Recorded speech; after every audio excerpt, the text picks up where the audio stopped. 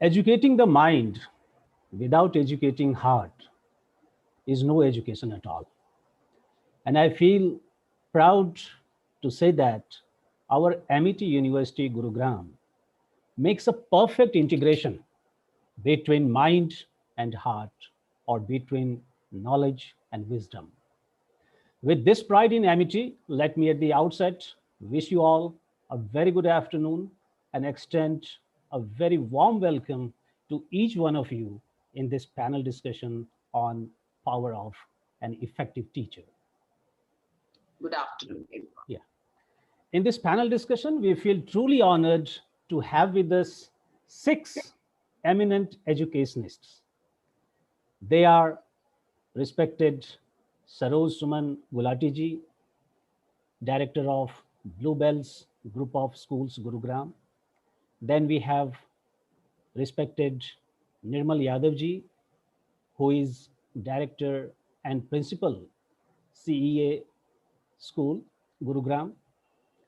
Next, we have Dr. Sarita V. Singh, Director of RPS School, Behror.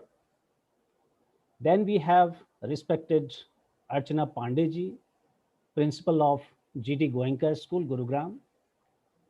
Next, we have respected Archana Narayanji, who is Principal of the Indian Heights School, Dwarka. And we also have respected Neeta Arora ji, Principal of Sri Venkateshwar School, Dwarka. Truly speaking, words are falling short to express my profound happiness and deepest sense of gratitude to all our panelists for being with us to share their valuable viewpoints on power of an effective teacher. And before we delve into this interesting topic of this session, I request our esteemed participants to give a huge round of applause for our esteemed panelists, please.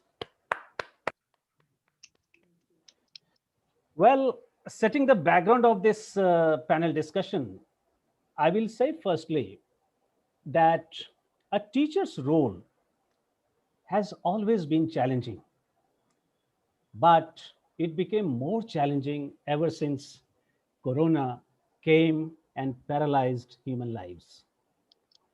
This Corona has caused multiple crises surrounding human lives. And one such crisis, which we are going to touch upon today, is education crisis. To meet the current education crisis, we came up with a new model of education that could meet or suit the changing needs of students and teachers in tandem with our changing world. But if you look at the outcome of online education, I will say it is highly disappointing and far from satisfactory, despite the fact that today technology has proved as a major lifesaver for the academia. We have also seen outrage and protest from students and parents against the current mode of education. So much so that Karnataka government banned online education in primary schools. So in this scenario, where roles and responsibilities of all these stakeholders are undergoing a big change, today we are going to talk about some of the characteristics of an effective teacher, along with identifying and rectifying some serious challenges found in today's education in general and online education in particular. So let me start this discussion with the general remarks by our first panelist, Madam Saroj Gulati ji, on how can we empower today's teachers with more power and make them more and more effective, especially when they are more challenged with adapting themselves to the changing needs of online education. Although we started using different options of learning management systems such as Google Classroom, Microsoft Team, Zoom, etc., we have now realized that even the most sophisticated technology is not 100% reliable. for online education, especially in a country like ours, where 50% of the student population from nursery to tertiary level is deprived of online education. So, my question here is, how do you envision the qualities of future education and future teacher, especially during pandemic time? So, over to you, ma'am. Thank you, Sanjay. Uh, Good afternoon, everyone. Actually, a very relevant question that these days most of us, the educationists, put to ourselves, and even the teachers also, how to make the teachers, how to empower the teachers.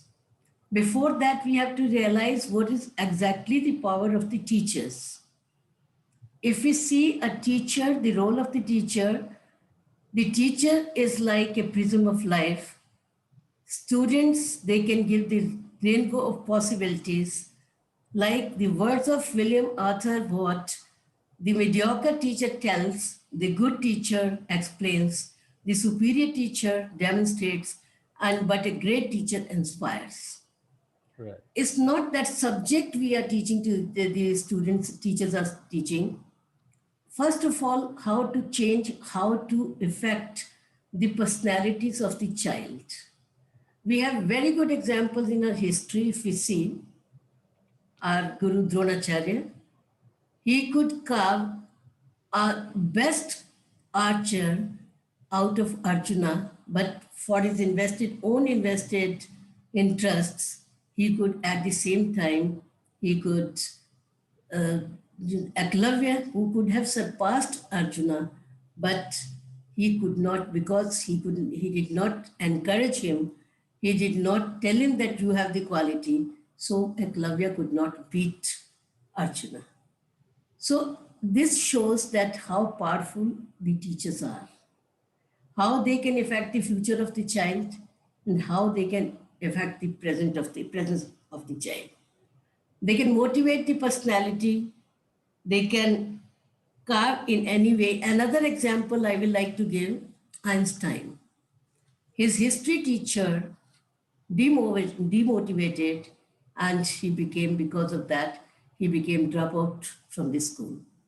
While his math teacher, Mr. Koch, he motivated himself so much that the world got an unbelievable, unmatchable scientist in this even up to this world. So it shows that teacher has got a great power to change the personality of the child and affects the child's personality to the extent can bring up to the sky and can take up to the beyond the earth. So it means, first of all, those who want to adopt this profession, they should have love for the students. They should have love for the students to bring their personalities up, to always encourage them, and always only with the love and inspiration that they themselves are inspired, they can bring the child to the highest level, while the other teacher can take to the lowest level even. First of all, how the school management will be able to make the teachers powerful. In this scenario, when the pandemic is there, and for the last 1 year, we are facing, almost all of us are facing so many problems. In the beginning, of course, it was so confusing how to make the lessons, how to reach the students when students are not at all coming to school, parents are not ready, and it was not advisable even to call the students and teachers in the school premises. But by and by, all the people could realize, yes, everything is not has come to end. We can still we can march ahead by adopting technology, and technology may reach the student, may take the teachers to the students and connect them so beautifully that today I feel we are again marching ahead with this technology, trainings of the teachers, availability of technical resources, that is very important for every school. And I think all the good schools, though we should not differentiate between school, good school or bad school, there is nothing like that. But all the resourceful schools could provide technology and they could train their teachers time to time, those wanted, and then, or those required, and they could bring the connect between the students and the teachers, and that gap is almost over. How to make them more powerful? More trainings are required, especially for the teachers. Those are not technically very sound, but there is a technology department in almost all the schools, and those teachers can train the other teachers also. And then the resources as many resources are required, can be increased so that we can reach and we can connect ourselves beautifully with the students, and they should not miss what they could have missed if this technology could not have been adopted. I feel all the schools are trying, and most of the schools are successful for that. And again, as far as the teacher's role is concerned, teachers are expected to now, in this scenario, to be technically very sound. But at the same time, it is not only technology, their own nature, their own spirits, their own strength, they can reach the students and they can still keep the connect with the students. If we say effective teacher, so instead of talking about today's scenario, when we are talking about technology more, I believe a good teacher has got certain qualities which can leave a very good impression on the child's personality and can change the personality totally. But for that, a teacher herself has to be a learner. A good teacher is always a good learner. The word of learning doesn't end with acquiring one degree or the other degree. If we want to keep ourselves updated, we have to read the books, we have to the other resources we have to tap, where we ourselves, first of all, enhance our personalities, and then later on. This is the only profession, I believe, that which requires a lot of, though I believe doctors, engineers, all of them, they also keep on renewing their own knowledge. Addition to their own knowledge is always there, because new systems and new theories come in the world. Most of the teachers, perhaps in previous days, if we see 10 years back or 20 years back, the teachers used to feel once we have already, we have done, we know how to tackle the child, and even whatever we know, that is enough to pass on to the students. But now if we see today's age, today's time, we feel every day some or the other new thing is coming. And to keep in touch for the teacher is very, very compulsory. So a teacher has to be always a learner. Then only she can pass on his or her own learnings to the students to make them updated. Every day change is coming in the world, not only because of technology. Otherwise, even science has now so much progress in science is there, and even in the other subjects also. So a teacher, a good learner only can be a good teacher, and teacher has to be very positive. Passing on positivity to the teachers, to the students, giving them encouragement that you are one who can change the world.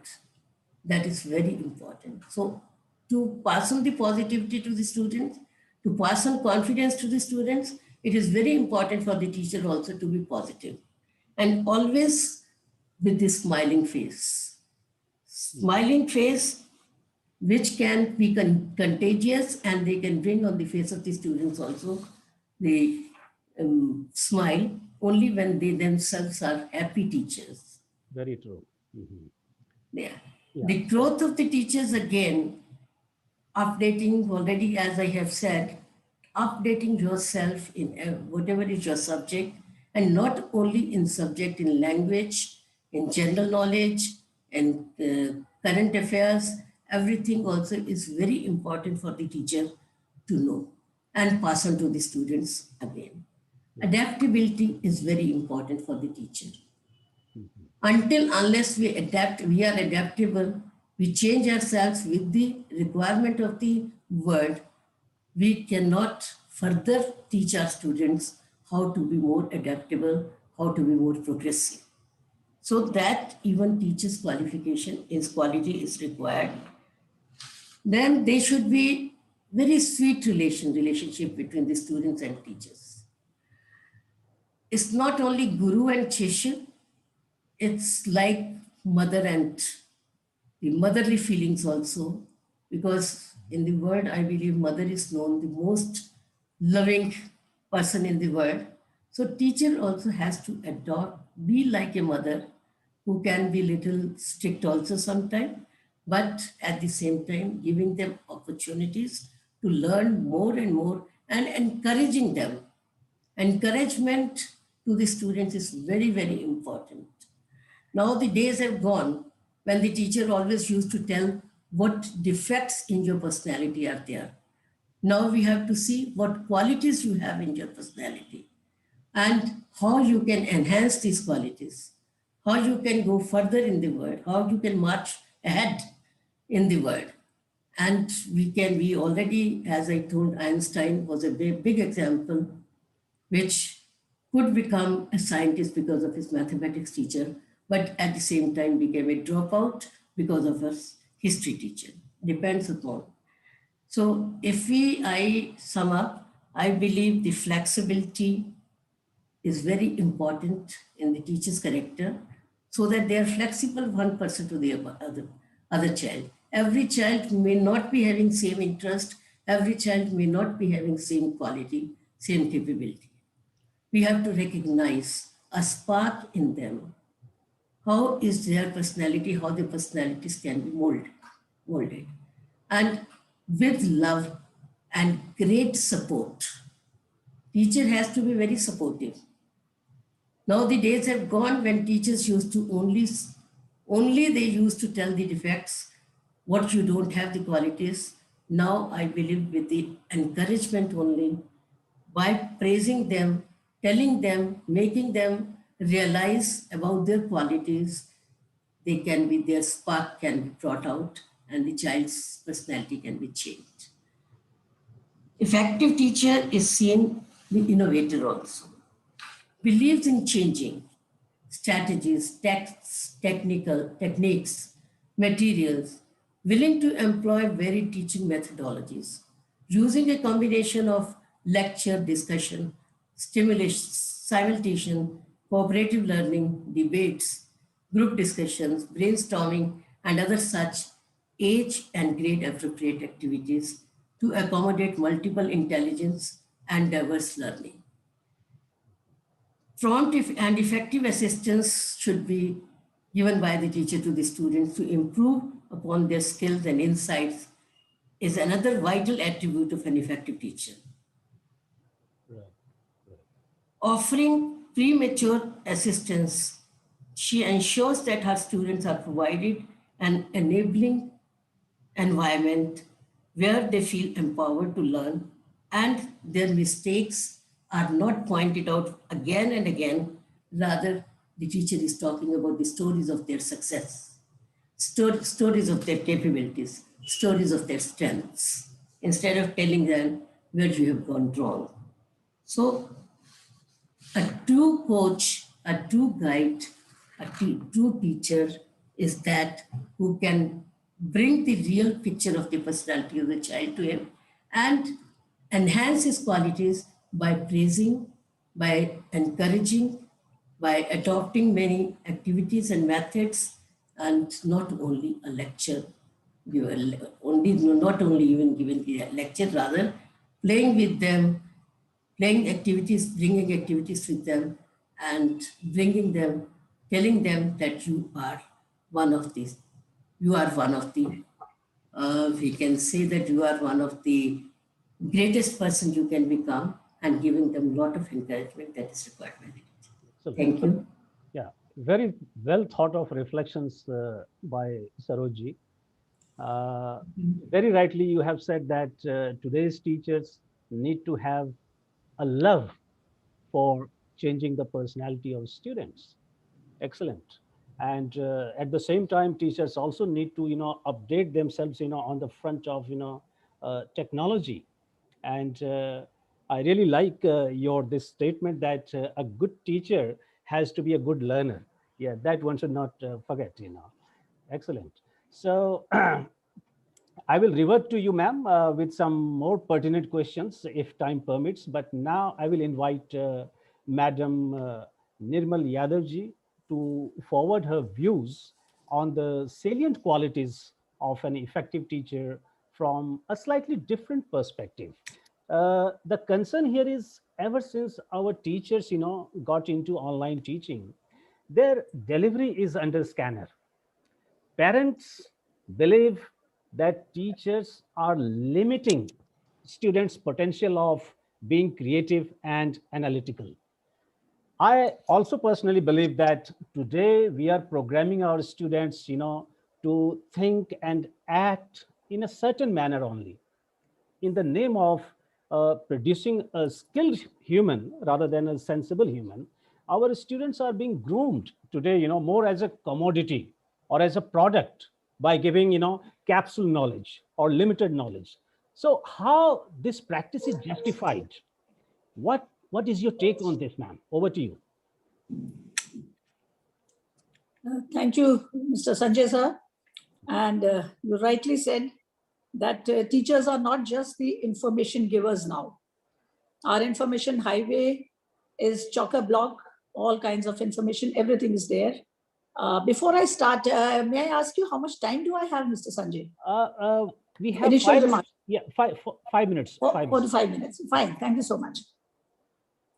You rightly say that yes, technology and everything, what Ma'am Gulati just said, that yes, that managements have to see this, the schools have technology. All these are, I think now, the general practices in every school. So teaching, yes, it has only changed the mode. The teacher has not changed. Her style has not changed. Only the physical contact, the physical presence has changed. If I'm a compassionate teacher, if I'm concerned about my child, whether I'm taking online, offline, I will be as much concerned as I was when the child was in the class. Having said that, I would say that a word teacher itself means a lot to the child. And the power is there in every teacher to change a child. But here we are talking of an effective teacher's power. Now, that effective teacher has to be a cut above the rest because of all the external stimuli that the children are influenced by. The parent and teacher is of paramount importance. They are the ones who influence the child most. And especially in the early years, what we call the 3 years to 10 years of age, the wonder years of learning. So right from the beginning, we have to be cautious. So it is imperative that due to this immense power that a teacher wields and molds the personality of the child, we have to do it for the better. Because an effective teacher enriches, chisels, makes the child excel in various fields, enhances the capabilities of the child, and it is a tall order, but not difficult. Because as we say that व्यक्ति से व्यक्ति बदलते हैं, सिद्धांतों से नहीं. So if I can touch my child, I am touching the future, I am molding, I am helping the child to grow. Because you must be knowing, as all educationists, we know that as Aristotle said, that give me a child for 7 years and neither God nor devil can change that child. If that confidence our teachers have, we as heads of institutions have done our job. Because now, as you are saying, just not imparting knowledge or information, it is gone. We have to go beyond that.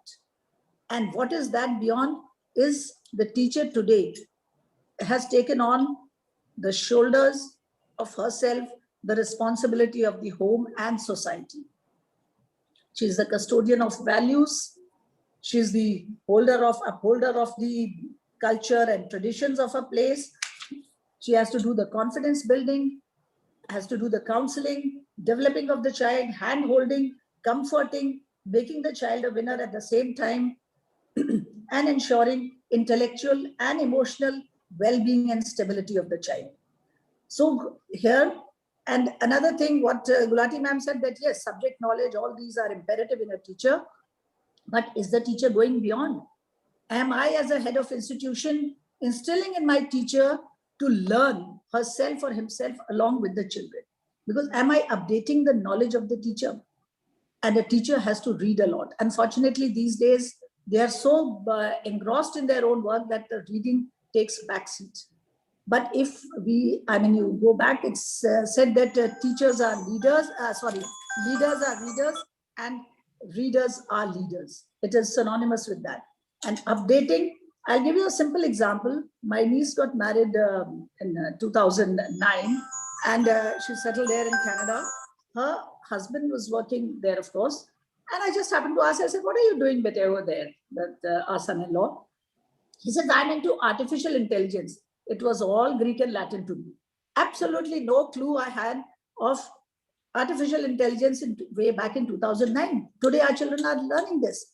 Now, it takes good 10 years for any research, any new idea, any philosophy to come into textbooks.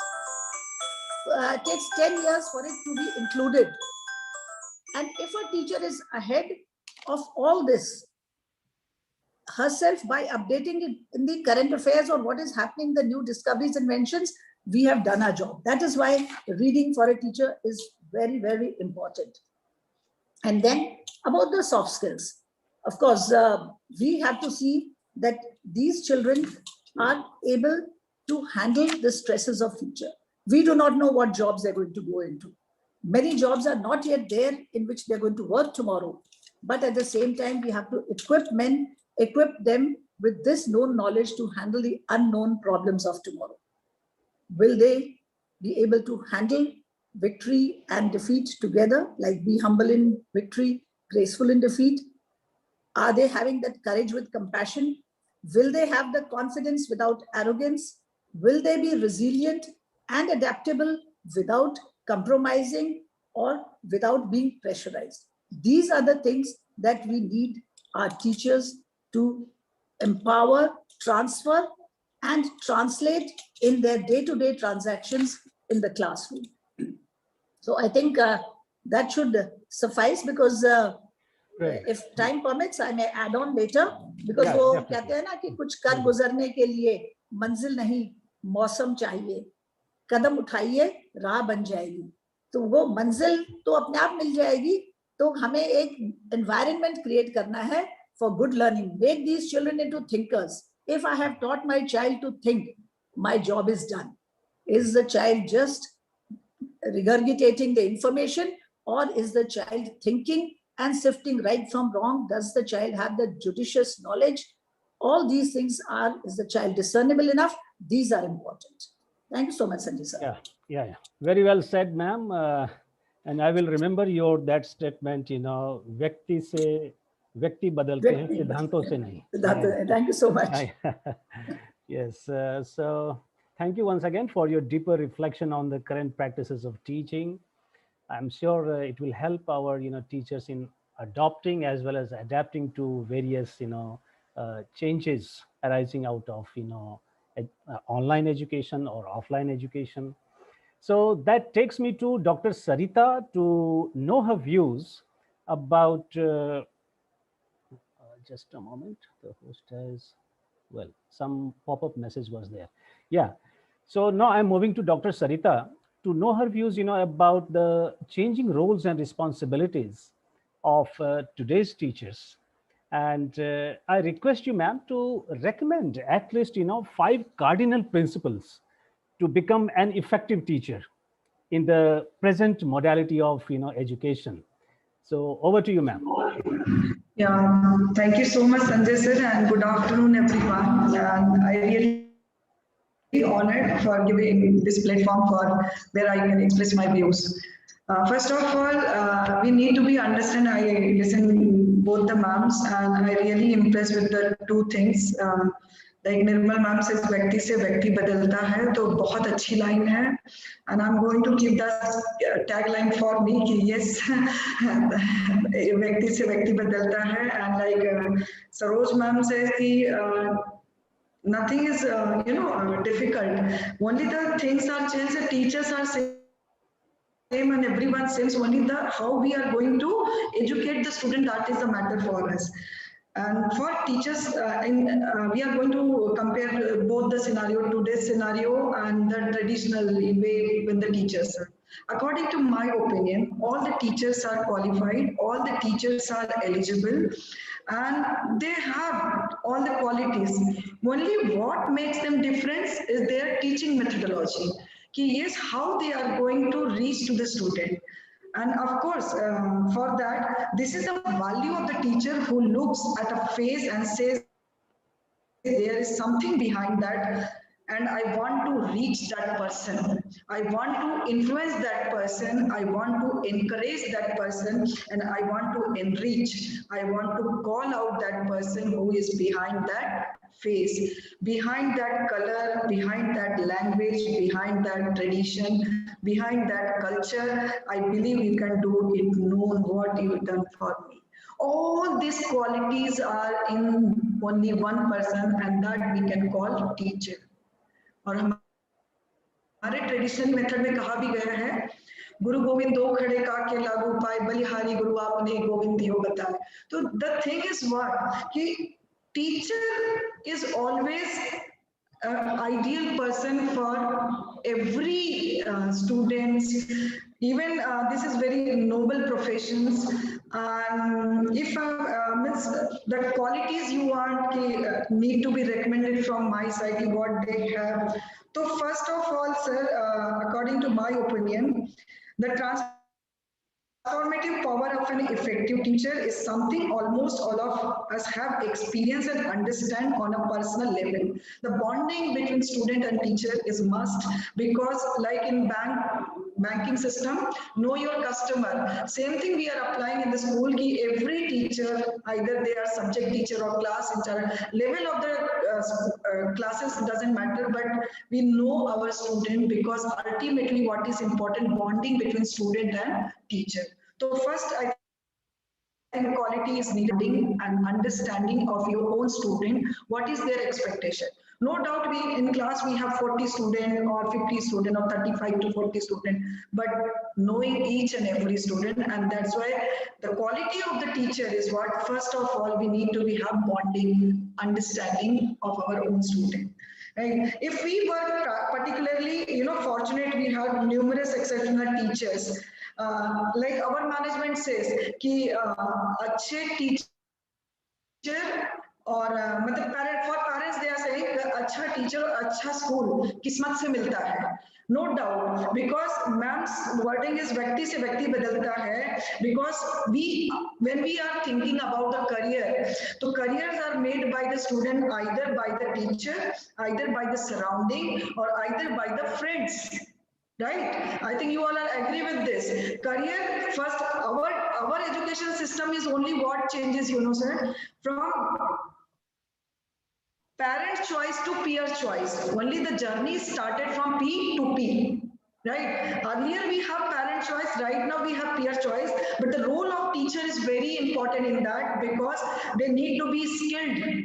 They are going to identify the skill of each and every student, figure out their talent, and then give the platform. Like we have the CC pattern also. Earlier we have CC pattern where we are going to figure out the talent. Like agriculture system. In agriculture, every seeds have different soil, different measurement of water, different climate and everything. Same thing is needed for the student. So this is, I think, third quality, ki every teacher must be figure out the talent of every student.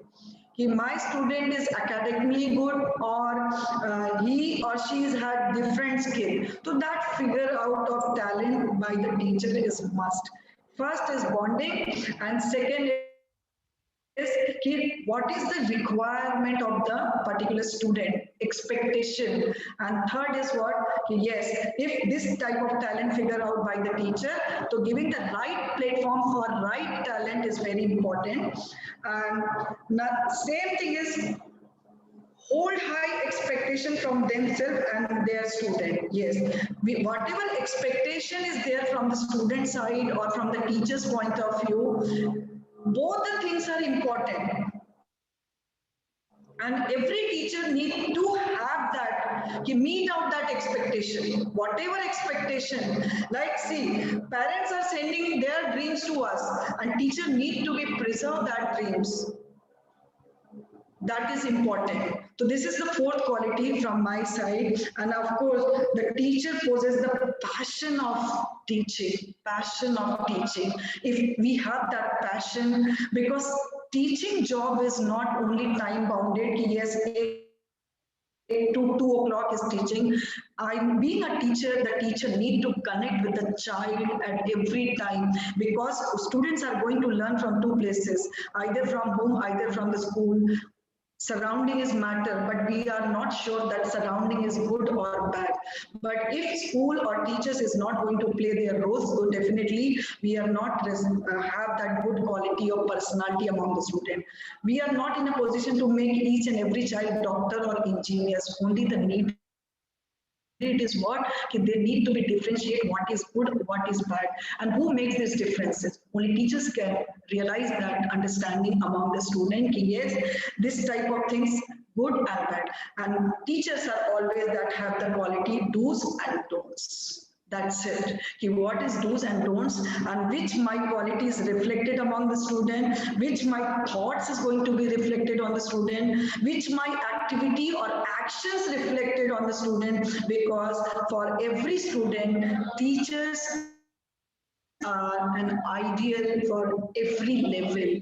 My teacher says this, my teacher says that. So I think this type of qualities are needed among the teachers. So thank you so much for giving me this opportunity. Thank you, ma'am. Thank you, ma'am, for your insightful recommendations, which I'm sure our teachers will find really meaningful when it comes to teaching. In the meantime, I would like to invite Madam Neeta Arora ji, because Yes. yeah, Neeta Arora ji, about we are going to hear something from you from psychological perspectives. Hmm. Uh, in our 1 year of virtual teaching experience, what we have experienced is virtual classroom gives a sense of isolation and less opportunities of collaborative learning. As a result, students develop negative thoughts and psychological issues of different sorts. So virtual classroom not only makes peer interaction minimal, but also makes students less disciplined, less committed, and less responsible when it comes to attending classes, completing assignments, participating in group discussion, taking notes, taking tests, etc. So in physical classroom, a teacher can gauge students' minds, language, body language, and behavioral activities to know whether they are focused on the given topic or not. And based on students' receptivity, a teacher may plan his her lessons accordingly.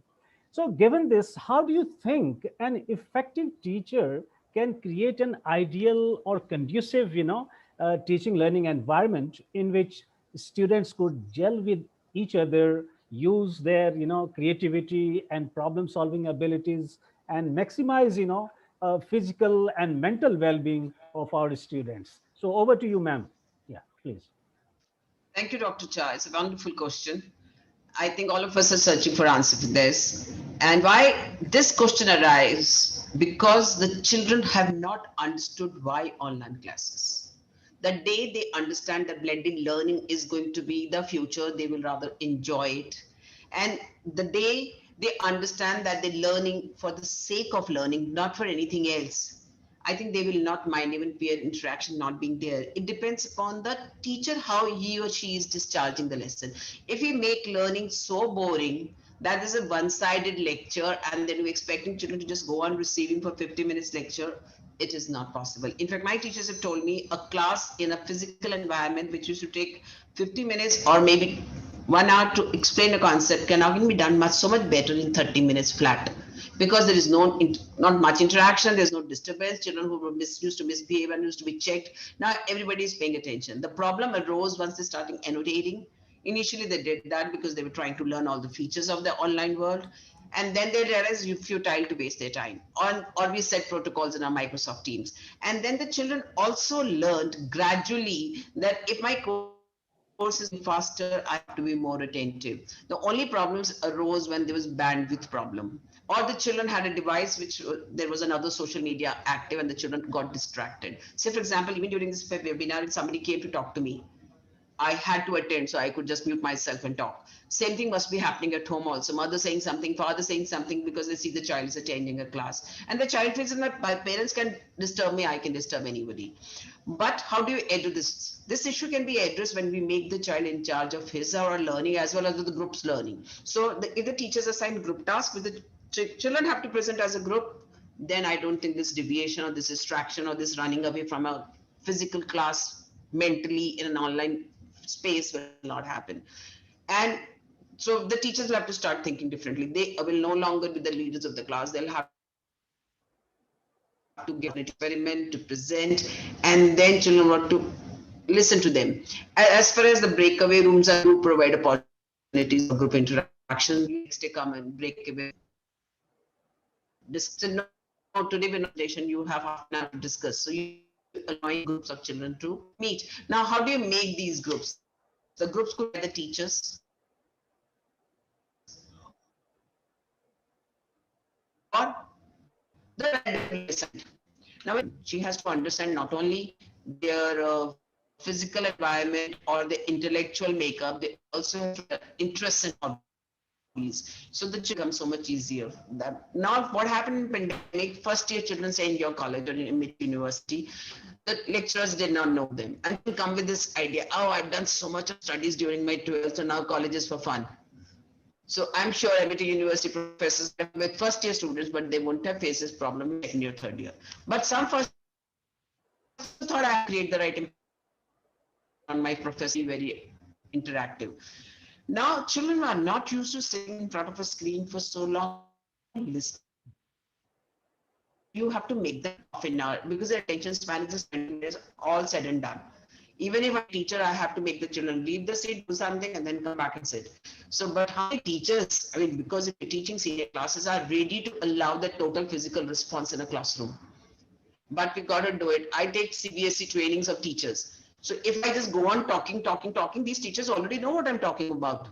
So I have to make the group de-stress. I have to give them some tasks when they leave the chair. Sometimes just play some music and ask them to move with the music. And believe me, I see teachers are becoming so happy, so relaxed. I should do the same in your class. Even if you're teaching physics or maths, don't think your subjects are dry. We make them dry. Make your subjects interesting. I think you'll be able to catch their attention. And COVID is not going away soon. So the children have now learned there's no escaping the latter. In fact, I have seen some children coming back for offline exams scoring full marks and scoring full marks in online with collaborative effort, group help or something. So it depends upon responsibility. As a good teacher or a good parent, if I make my responsible values around me, and the family sets an example, and we give the child a positive. You are so good. Rather than, oh my God, you're always playing with your mobile, so I keep your mobile away. No, it's a, you can keep the mobile, you got to learn to control yourself. Class time, they're not doing it. I think it is a joint responsibility, and the parents there, I found much lesser of indiscipline us. Homework we're getting. So fun problems with children later of family problems that they were exposed to. Not at home, the current tension between parents or parent and their parents, and it of the children. They did not know this side of their family. And believe me, adults are also like stressed. Sometimes they say things which they do not wish to. And so there were a lot of issues, but gradually children can talk it out, it's fine. And adolescent needs to use his or her energy. The only problem of staying at home was the energy was not channelized. So I think the classes got to have. So maybe do something. All those who are watching us about 20 minutes, do something so it becomes normal. Your brain gets extra blooded. Otherwise, you will yawn in my class and I will say, oh my God. So it's so important that I analyze my sessions as a teacher.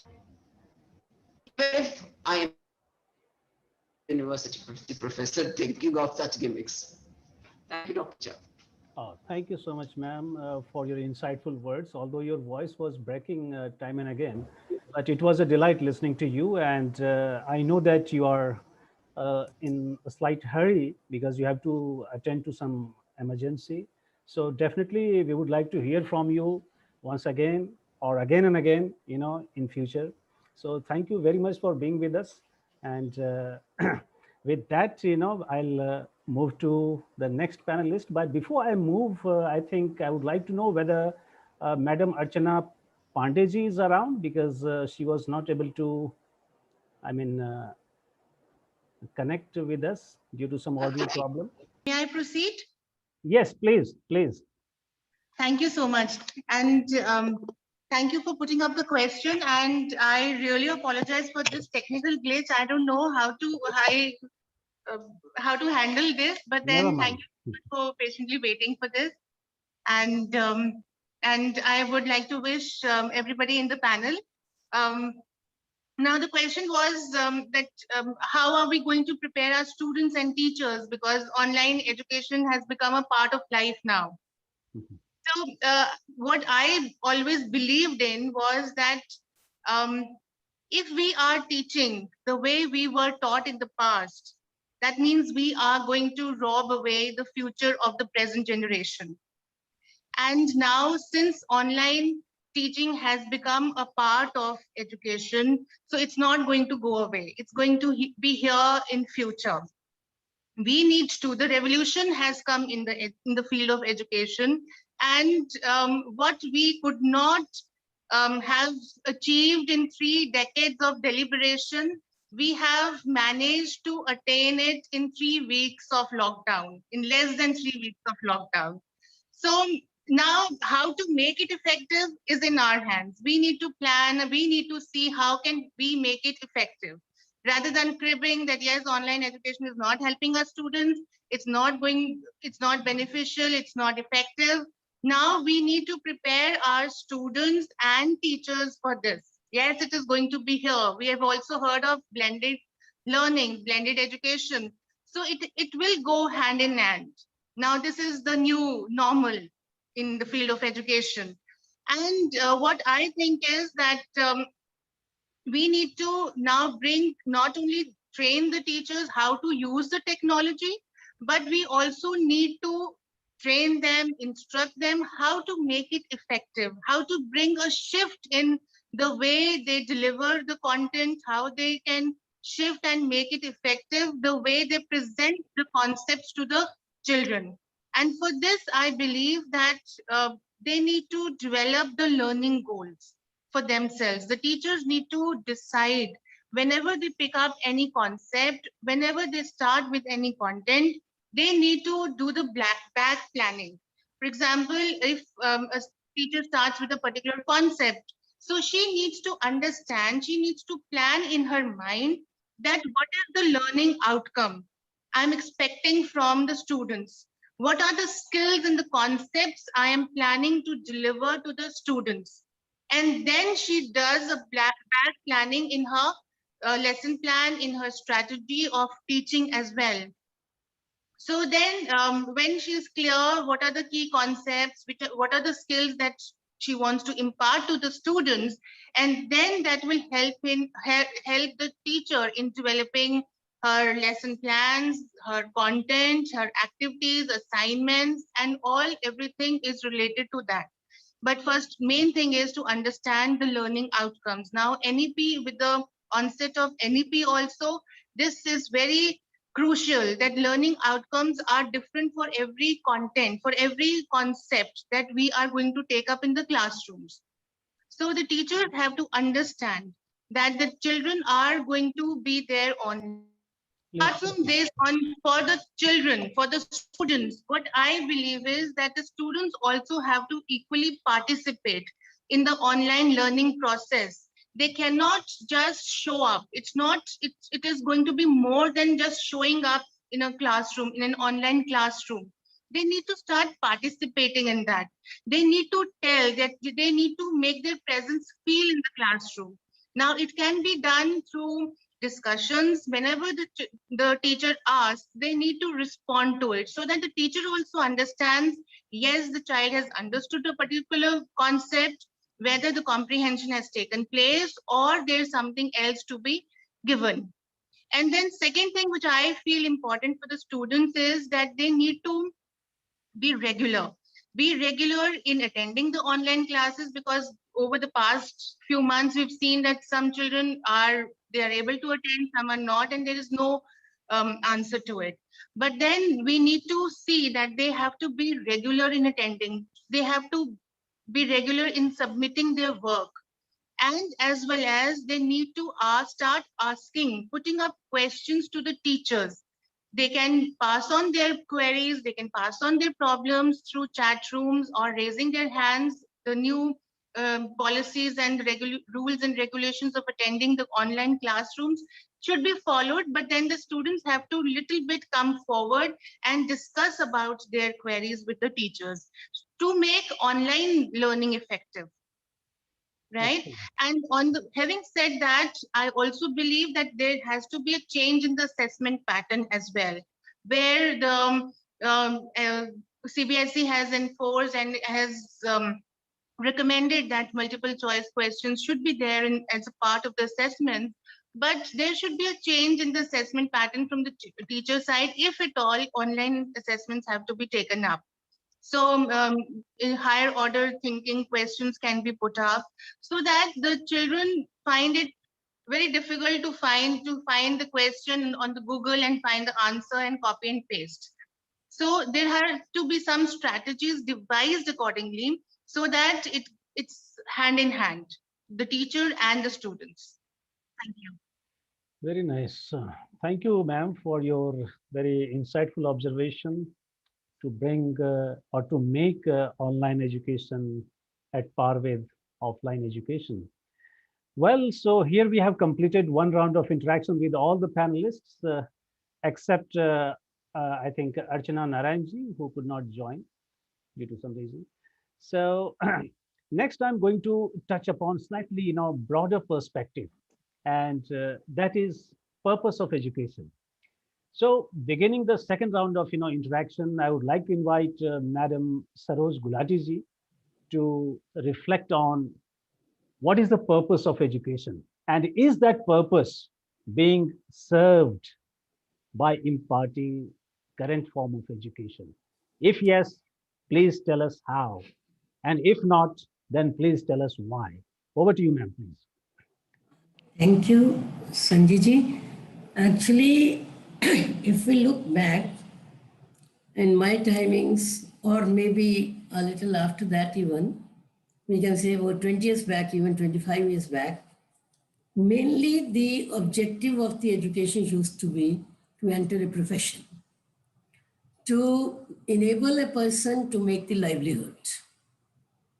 And that also either according to the parents' choice or according to the teacher's remarks or marks obtained in different subjects. That was the main, in fact, the base of selecting the, but main was that how you will be able to get a job, and a job of standard job or lower job, these interest was not kept in mind for the child. That is why, with my experience, I see many of the students, those were not, they never wanted to become an engineer or a doctor, but parents were very much wanting them to be, either they are doctors and they wanted that they have their own nursing homes and they want my child should take care. or engineers, there was a special attraction for that. Government jobs were many available for them, though private companies were less, but government jobs, even many departments where engineers were required. And most of the parents, those could not come up to that level. They always wished that my child should be. So mainly I want to say that it was profession. Interest of the child, that was not taken. And moreover, many of the professions like fashion technology, like art and craft, painting, sculpture, many more like these were not considered to be very effective or very wanted professions. With the result, the teachers also used to discourage, and even the parents also used to discourage to opt for such. But today I have seen, even from my own school, I give you one example, Rajkumar Rao, a very successful actor, he belongs to my school. And I remember very well, he was very good in Western dances. He used to take a lot of interest. Participation was quite a big height that he used to participate in all the functions and all that. When he was in 12th class, I called him when almost second, this midterm exam was over. I called him, I said, Rajkumar, I will now want that you should pay more attention to your studies rather than. He said, ma'am, can I request you? I said, yes, please do. He said, give me a permission. I promise I will be getting about 60% of the marks. Don't expect more than this from me, but please, you can, if you can, convince my parents to send me to Film Institute for the course. I said, but do you think that you will be able to be successful? He said, I think so, but my parents don't think like that. And neither the teachers. They know my quality. They know my, all this energy and all that I spend in. But I said, okay, I can permit you 60%. But now when I see he's such a successful actor, I feel that if that time he could not have been encouraged for this, he might not have reached the heights. Similarly, on the other hand, I remember a child, mother was a cancer patient, and she was all the time wanting one of my child should be doctor. There were two brothers studying with us. One is a now full colonel. He wanted to join army. He was admitted, he was permitted for that. But the second child, when the mother had a cancer, she had a fear that I should have a doctor in my family who can take care of me. So he was forced to take biology as a subject. He was more interested in, keenly interested in fashion studies, but he was not permitted by a mother, and all the time telling him, look, I will die. If you become a doctor, maybe that every minute you will be able to protect me, or you will be able to take care of me. The poor boy failed first year in biology, brought the compartment. She came to me. That child wanted I should talk to his mother. I talked, but she said, ma'am, I need a doctor in my family.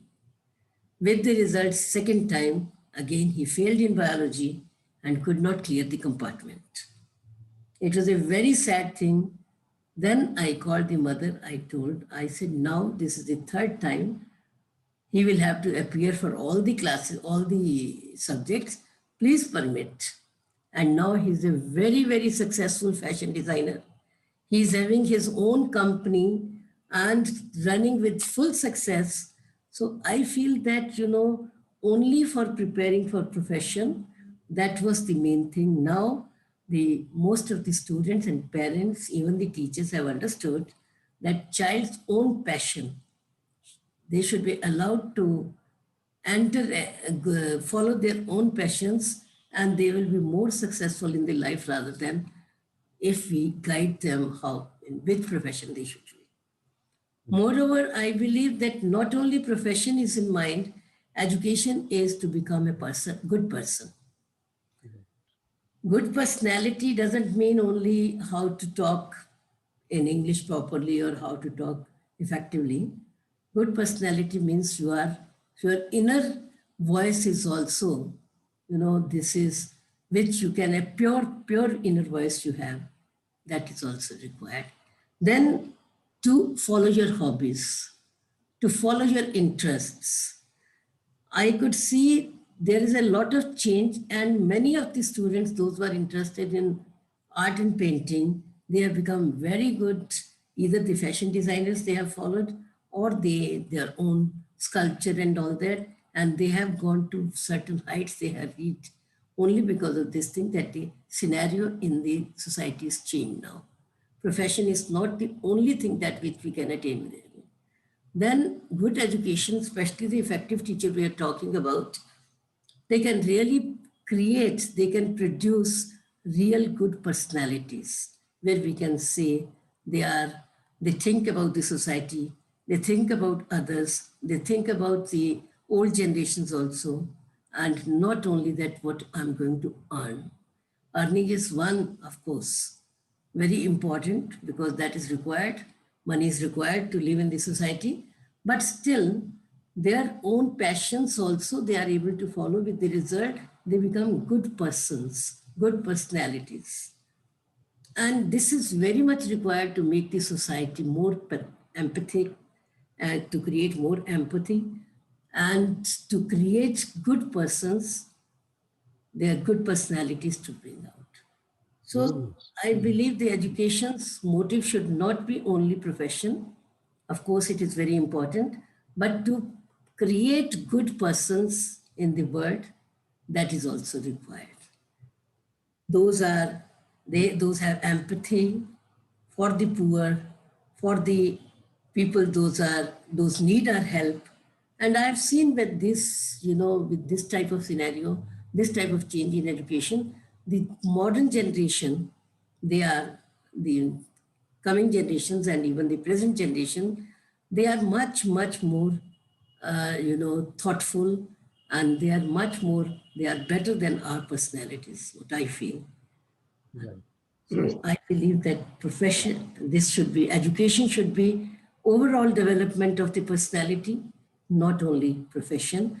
Overall personality, empathy, they have to, they think about like many of the NGOs have come, those are thinking about bring up, how to bring up those are not able to get the, support from their parents or so, how to give them lot of support to survive, and not only to survive, to become the good professionals as well as good persons. Education must be followed. I really appreciate the last part of your deliberation, in which you have emphasized on, giving good personality rather than, just earning, and it also, because, in current time, we have seen that, our present education, it simply teaches us, how to make a living. It doesn't teach us how to live. And it also reminds me, uh, from Vedic perspective, if I say, uh, there is a saying in Veda that sa vidyaya vimukte. Hmm. This is the purpose of education. So sa vidyaya vimukte means विद्या वही है जो हमें मुक्ति प्रदान कर सके। लेकिन मुक्ति किस बात से? तो आगे ये कहा गया है कि जो विद्या हमें रोग, शोक, द्वेष, पाप, दीनता, दासता, गरीबी, बेकारी, अभाव, अज्ञान, दुर्गुण, कुसंस्कार आदि के शारीरिक, मानसिक एवं सामाजिक बंधनों से मुक्ति दिलाए, वही विद्या है, उसे ही सीखना और सिखाना उचित है. So I got your point very close to what I was thinking of. So thank you very much, ma'am. Thank you very much. So with that, I'll move to our next panelist. And as I said earlier, the current mode of education, is more focused on, upskilling or preparing a skilled human rather than a sensible human. Today's students are less aware of, social responsibilities, because self-centricity has taken the driver's seat and social responsibility has taken the back seat. So my question, which is also the concern of government's new education policy, is how can we keep social values in the center stage of our curriculum and inculcate social responsibilities in our students, and or in other words, if I say, how will you inculcate the sense of societal well-being in our students? So for this question, I'll invite uh, Madam Nirmal Yadav ji, please. Thank you, Sanjay sir. Yeah. Well, as the old saw goes, that values are not taught, they are caught. If a child sees me doing something right, the child is sure to emulate me. And here we also say that the teachers must catch the child doing right rather than doing wrong. Because this is one way of displaying that, yes, they have these positives and I appreciate your good points. Because as we say that admonish in private and praise in public, it's very important. If I see a child doing right in the classroom or my teacher sees it, and if the teacher praises the child in public, in the classroom, definitely the others are going to follow. Similarly, making the child a responsible person, how do we make that responsibility? Instilling that responsibility also is by everyday tasks. It is like having Kaizen every day, small steps of improvement every day. If a child or a school, if it is there in the ethos and the culture of the school, this Kaizen is there, definitely we are a little closer towards children imbibing this social responsibility. If we have our, and I think most of our schools, we do have our social audits of electricity, water, cleanliness, all these things are there, these practices. And if they are consciously enforced, then children know that, yes, it is a habit with me within the school. Now, even if I go home, I have to follow this. Even if I'm on the street, I have to follow. Because unfortunately, today the children, they are in the habit of saying, oh, I'm short-tempered. I said, my dear, keep your temper to yourself. Nobody wants it. So it is that way that, yes, we have to teach them a little more of these positive values rather than the anti-values. Are they having enough negotiation skills without getting into an argument? Is my class, and here the role, what you are talking of today, the power of the teacher. The power of teacher comes in here. If I'm giving 100% to my class without shortchanging them, then my job is done. Because every institution has its own ethos and culture.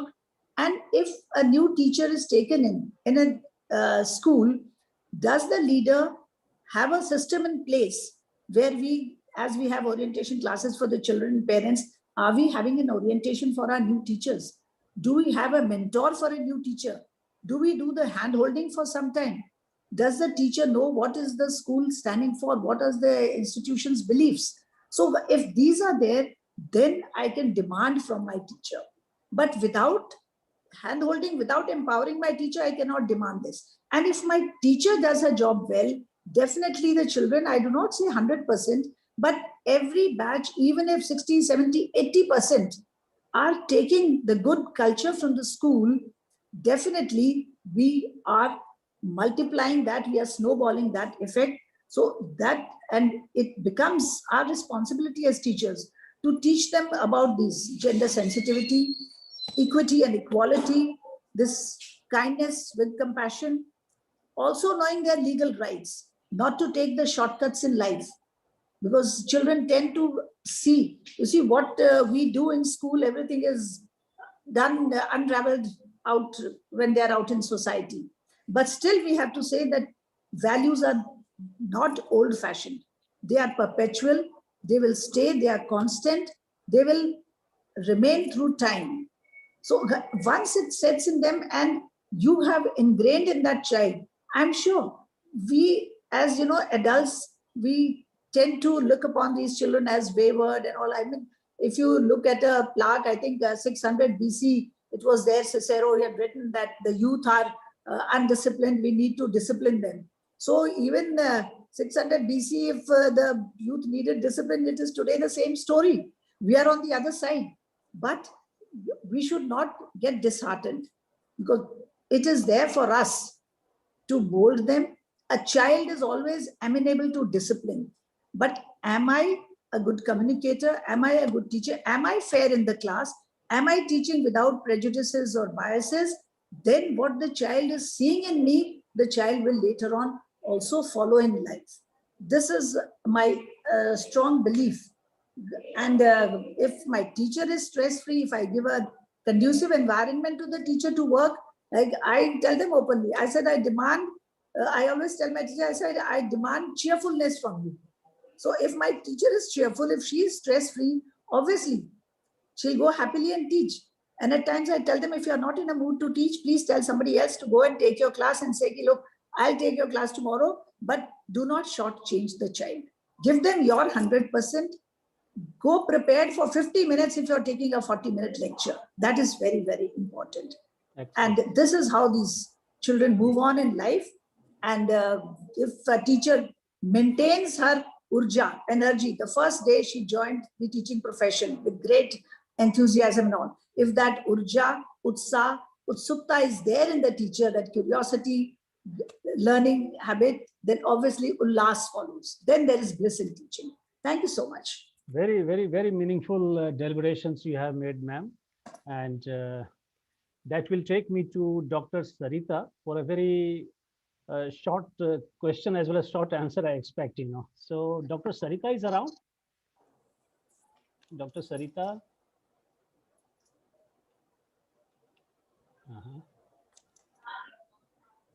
Dr. Sarita is not there? Okay. Well, if she's not there, then I'll put this question for Madam Archana Pandey ji. Yeah. Today, we are empowered and loaded with all sorts of, technical support, but we feel somehow and somewhere compromising with the integrity and rigor of examination. Although in my previous question also, you had slightly thrown some light, on the issues of examination. And again, I'm getting back to you on the similar issue. So sometimes when things become unmanageable, the system has to promote students to the next level without conducting exams. So in this scenario, how do you justify the conduct of exams in terms of its integrity and fairness? So please reflect also from remedial perspectives. Over to you. Yeah. Yeah. Thank you, Mr. Jha. Actually, yes, the assessments, the online examinations have suffered a lot, because the children have somehow, whether we accept that or not, but then they have taken up the ways and means to check the answers on Google and then copying and pasting in the exams, and which has defeated the basic purpose of holding an assessment. So now online examinations, yes, when online learning, teaching is happening, so exams have to be taken online. But then we can make some changes in the way we conduct the assessments. For example, instead of taking pen and paper or typing the answers on a sheet on MS Teams or wherever possible, we can also assess the students on the basis of their project-based learning. We can assign projects to the children to understand how much based on the concepts they have studied, but then that will be their own creative answers. They will not have to Google, and they will not have to ask their fellow classmates for the answers, because these answers are going to be individual.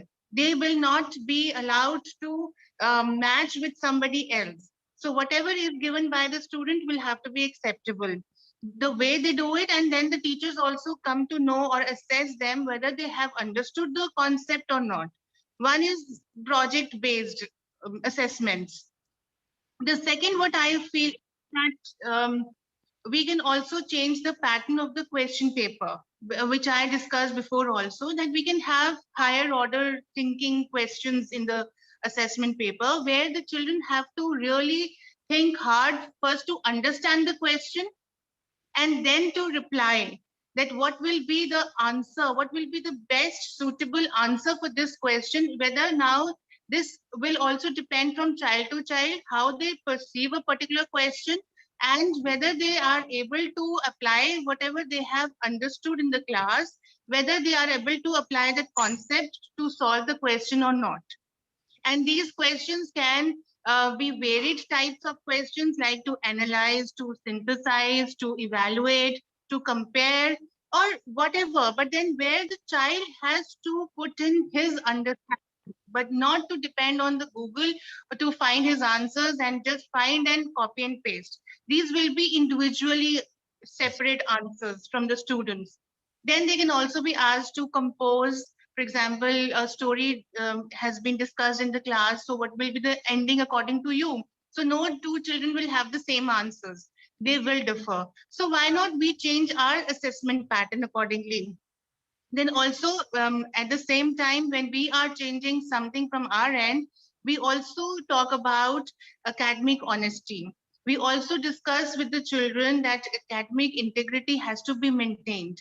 Yes, though you are exposed to that and you tend to copy from somewhere, but then that's not fine. That's not the honest way of attempting an assessment.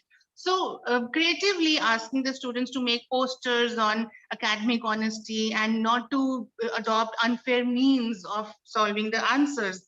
And the other way can also be that restricting the test windows, setting the time, and everybody, all the students start the test at a particular time and end at the same time. So it's not open for, it is not flexible for student to student. And at the same time, it can also be to show one question. Well, some audio issue is there.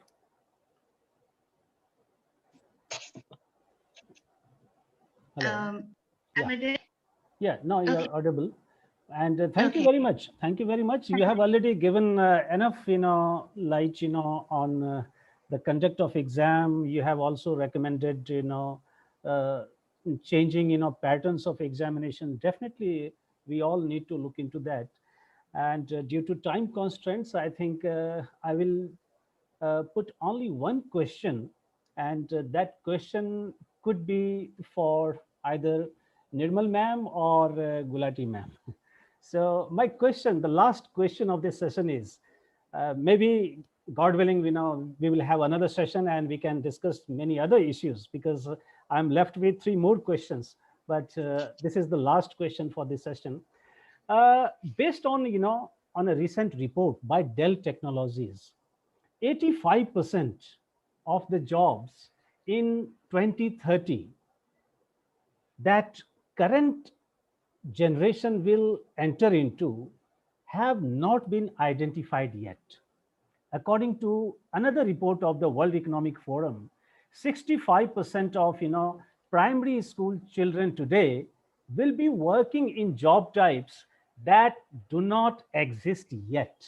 So given this rapid changes in technology, what is the relevance of current curriculum to the jobs in future, and what our students need to do for being ready for the future jobs? So maybe any of you can take up this question. Thank you, Mr. Jha.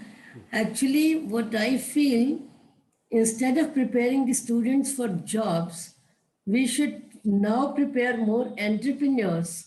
Those can think of creating jobs for others. And as far as technology is concerned, technology, of course, is changing day to day. And every day something new is introduced, and the students are really brilliant enough to adopt all these things.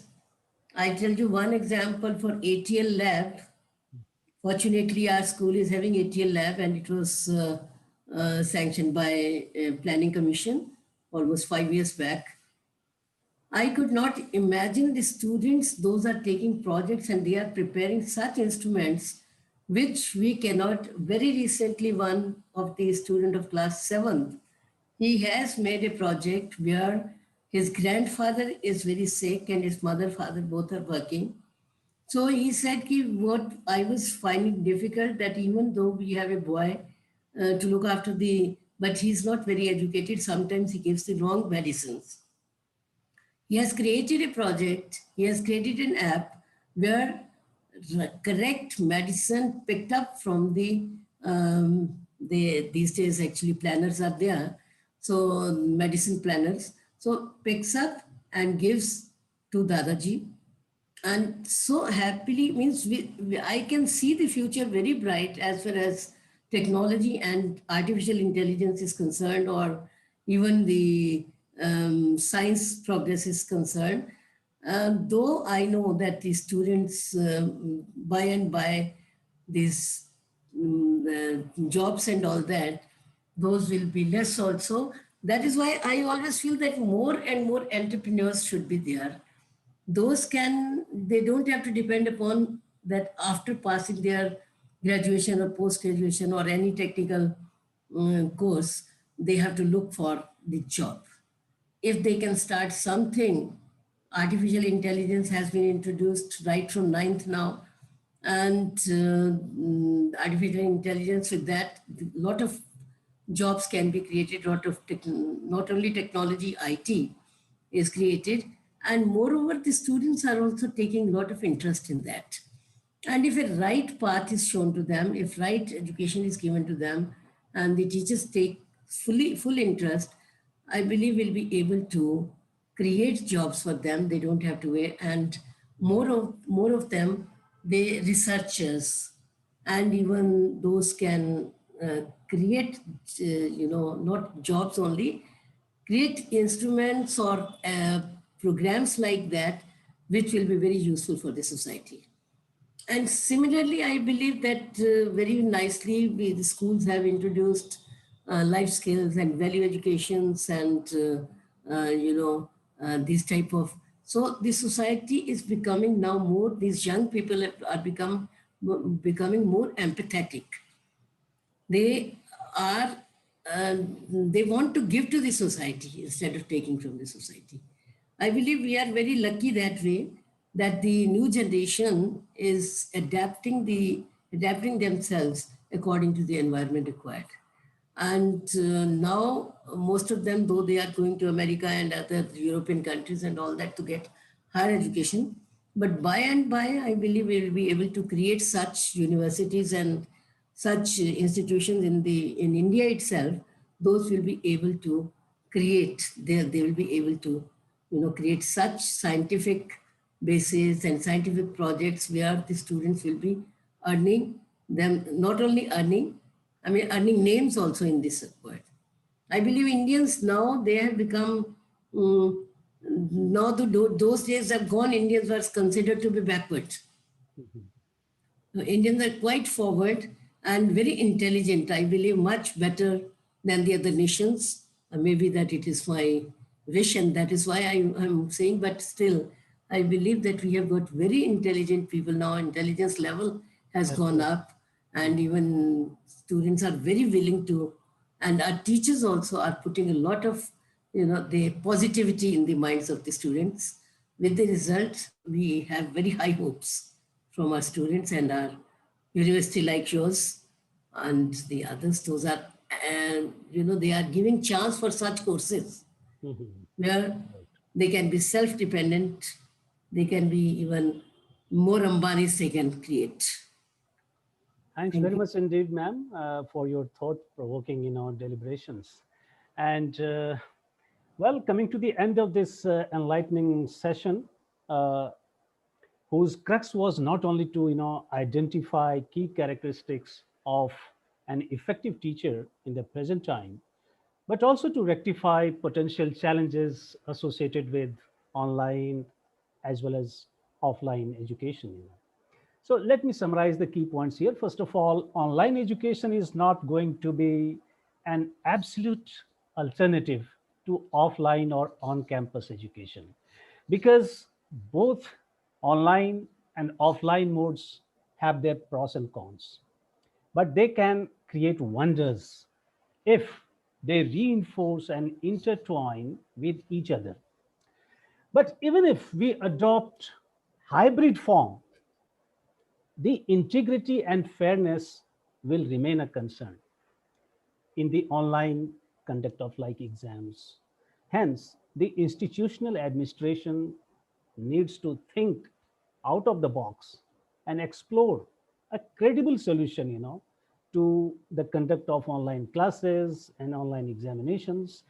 For this, I think we need to form learning consortiums, by involving all the stakeholders, especially teachers, learners, technologists, curriculum designers, then parents, policymakers, publishers, on one platform, and keep one another, informed in terms of planning, executing, and monitoring all educational approaches and innovations.